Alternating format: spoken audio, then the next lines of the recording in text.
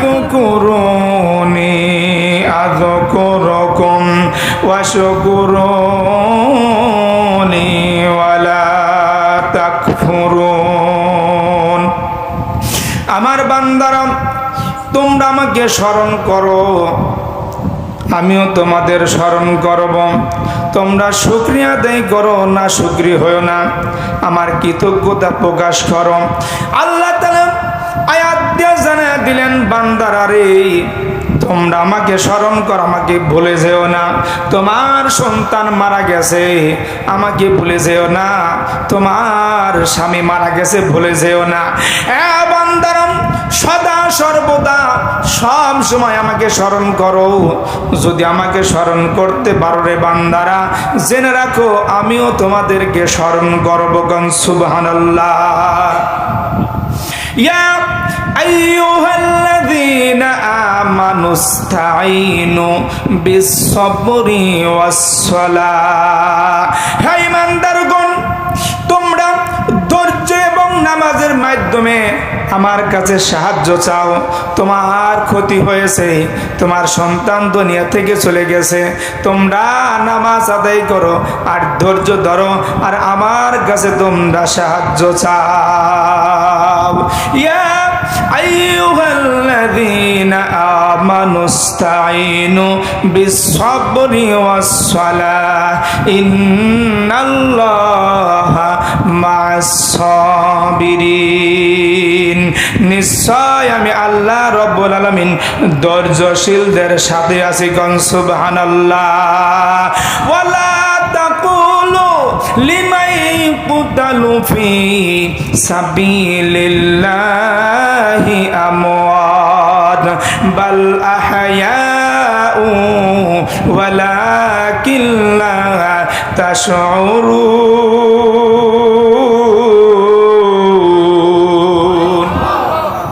যারা আল্লাহর রাহে জীবন দিয়েছেন, যারা শহীদ হয়েছেন, তাদেরকে তোমরা মৃত্যু বলো না, তারা জীবিত। বাল আহয়াউ ওয়ালাকিন লা তাশউরুন, তারা জীবিত, তোমরা বোঝো না। আমার ভাই আলী মোহাম্মদ ভাই অ্যাক্সিডেন্ট হয়ে দুনিয়া থেকে বিদায় নিয়ে চলে গেল।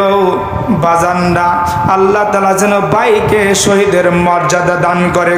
সুবহানাল্লাহ। বাজানরা, আমার ভাইয়েরা, এজন্য সবর ধরতে হবে। যদি সবর ধরি কি প্রতিদান পাবো? হাদিস শরীফের ভিতরে আল্লাহর হাবিব বলতেছেন, আস-সাবরু সাওয়াবুহুল জান্নাত। সবরের প্রতিদান হলো জান্নাত। জান্নাত যারা সবর ইখতিয়ার করবে, আমি আল্লাহ রব্বুল আলামিন তাদেরকে জান্নাত দিয়ে দেব। সুবহানাল্লাহ। আরে এই মৃত্যু আমার কেন, আপনার কেন, সকলেরই হবে।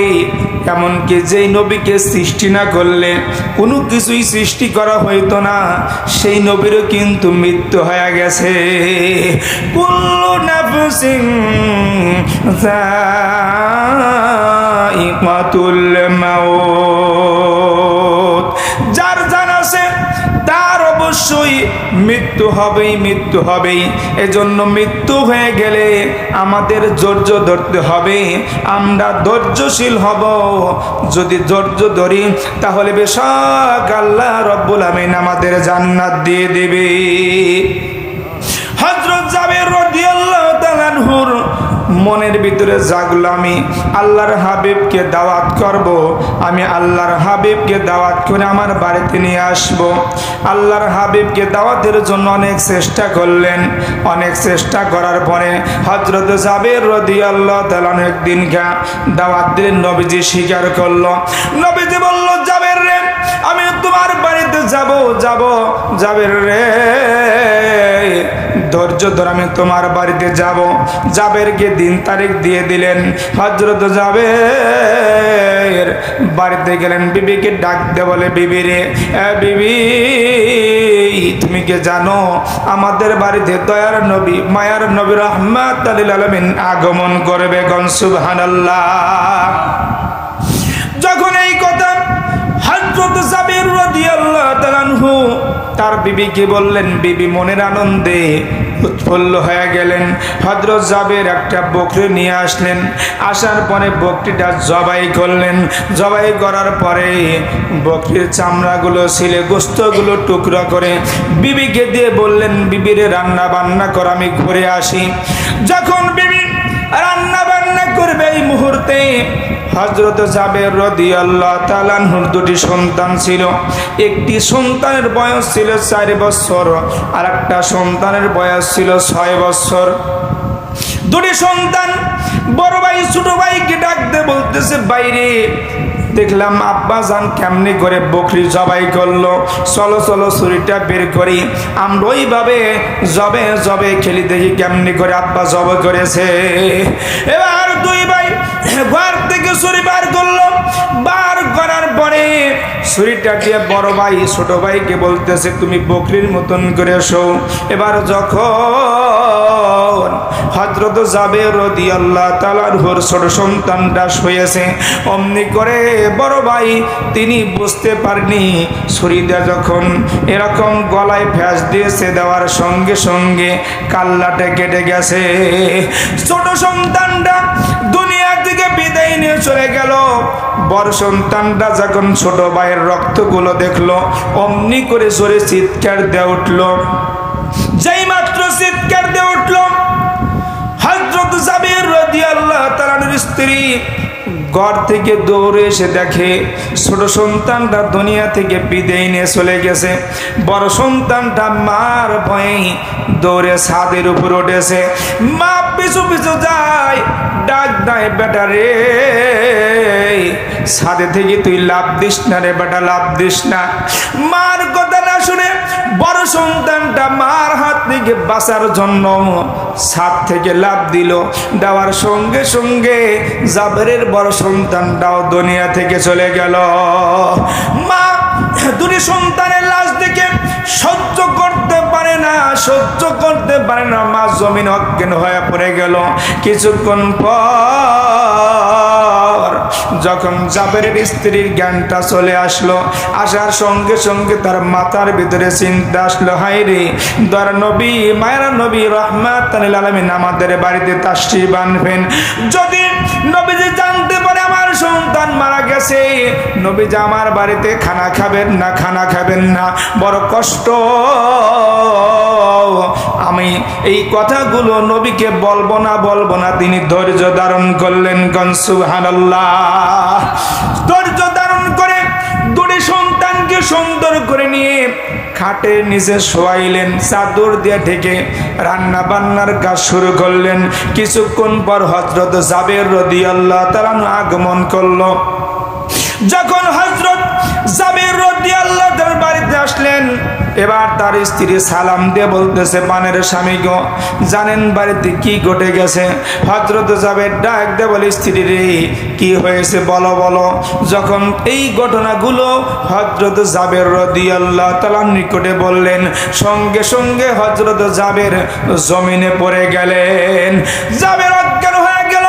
এবার কিছুক্ষণ পর যখন হযরত জাবের রাদিয়াল্লাহু তাআলা হুশ আসলো, অমনি করে তিনি বলতেছে, স্ত্রী রে এই কথা যদি রাহমাতুল আলামিন জানতে পারে আমার বাড়িতে আর খাবেন না, বাড়িতে আসবেন না। তখন কি করা যায়? হযরত জাবের ধৈর্য ধরল। আসসাবরু সাওয়াবুহুল জান্নাত। হাদিসের ভিতরে আল্লাহর হাবিব বলেছেন, যারা ধৈর্য ধারণ করবে এই ধৈর্যের বিনিময় হলো জান্নাত। হযরত জাবের ধৈর্য ধারণ করল। নবীজি আগমন করবেন, এই মুহূর্তে আল্লাহ রব্বুল আলামিন জিবরাইলকে ডাক দেয়, জিবরাইল রে আমার বন্ধুর নিকটে চলে যাও। যাওয়ার পরে বন্ধুকে যা বলো হযরত জাবেরের বাড়ি আগমন করবে, কিন্তু জাবেরের দুটি সন্তান কিন্তু মারা গেছে, বন্ধুকে জানিয়ে দাও। হযরত জিবরাইল আলাইহিস সালাম আগমন করলেন। করার পরে নবীজিকে বলতেছেন, নবী গো জানেননি এই মুহূর্তে আল্লাহ তাআলা ঘোষণা করে দিলেন হযরত জাবেরের দুটি সন্তান মৃত্যুবরণ করেছে। নবীজি চারজন সাহাবী সঙ্গে নিয়ে হযরত জাবের রাদিয়াল্লাহু তাআলা বাড়ির দিকে রওনা করলেন। নবীজি জাবের বাড়িতে যখন চলে গেলেন, নবীজির জন্য খানা পিনার ব্যবস্থা হয়ে গেল। হযরত জাবের সমস্ত কিছু আঞ্জাম করলেন, খানা পিনার ব্যবস্থা করলেন। কিছুক্ষণ পরে নবীজি খানা খাইবেন, সাহাবায়ে কিরামগণ খানা খাইবেন।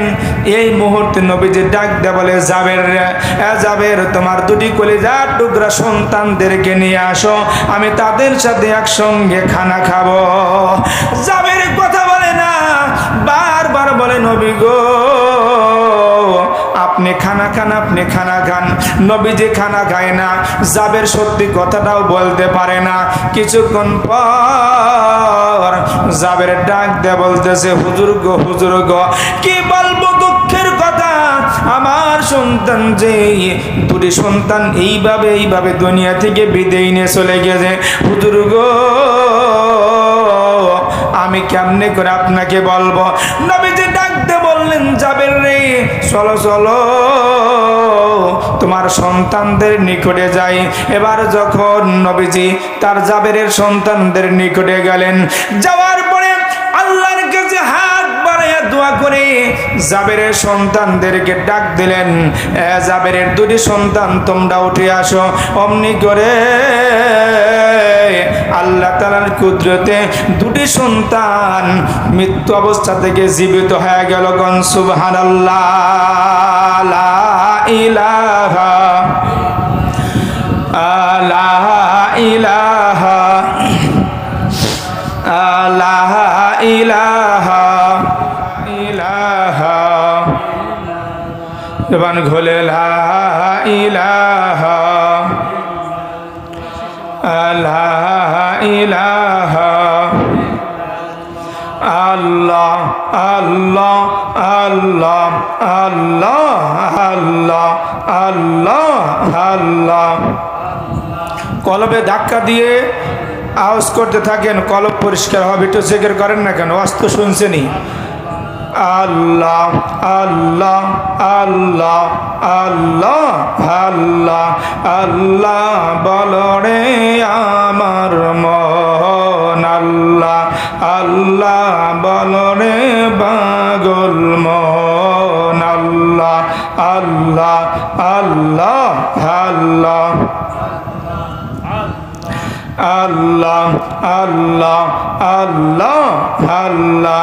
মরণ কালে বুঝতে পারবি, মরণ কালে বুঝতে পারবি আল্লাহ নামের কত গুণ, আমার মাওলা নামের কত গুণ। আল্লাহ আল্লাহ বলো রে আমার মন, আল্লাহ আল্লাহ বলো রে পাগল মন, আল্লাহ আল্লাহ বলো রে জাকির গুণ। আল্লাহ আল্লাহ আল্লাহ আল্লাহ আল্লাহ।